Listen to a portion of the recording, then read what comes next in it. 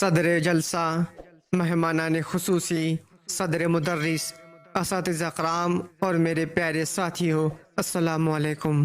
100 بار سوارا ہے ہم نے اس ملک کے گیسوئے برہم کو، یہ اہل جنوب بتلائیں گے کیا ہم نے دیا ہے عالم کو۔ میرے عزیز دوستو، آج کے اس جشن آزادی کے موقع پر میں آپ حضرات کے سامنے ہندوستان کی آزادی میں مسلمانوں کے کردار پر کچھ عرض کرنا چاہتا ہوں۔ میرے ساتھیوں، یہ ناقابل انکار حقیقت ہے کہ مسلمانوں ہی کی قربانیوں کا صلہ ہے کہ آج ہمارا ملک آزاد ہے، اور اس ملک پر جتنا دوسرے مذاہب کا، جتنا دوسری قوموں کا حق ہے، اتنا ہی ہمارا بھی حق ہے۔ اور آج کے اس مبارک موقع پر میں چند مسلم مجاہدین کی قربانیوں پر روشنی ڈالنا چاہوں گا۔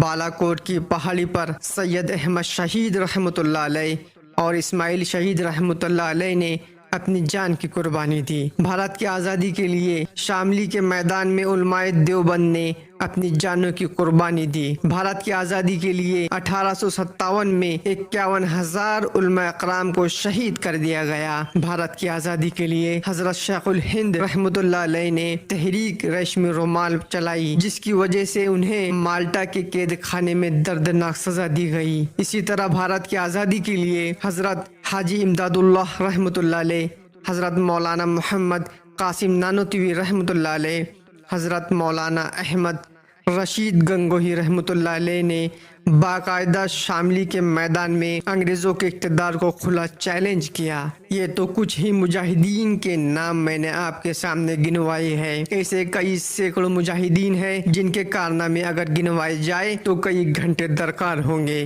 لیکن آج کے اس آزاد ہندوستان میں اب بھی ایسے لوگ ہیں جو ہمارے اس پیارے ملک کو ذات پات کے نام پر بانٹ رہے ہیں۔ ان کے لیے میں یہ شعر کہنا چاہوں گا: جب گلستہ کو خون کی ضرورت پڑی، سب سے پہلے ہماری ہی گردن کٹی، پھر بھی کہتے ہیں ہم سے یہ اہل وطن، یہ وطن ہمارا ہے تمہارا نہیں، یہ وطن ہمارا ہے تمہارا نہیں۔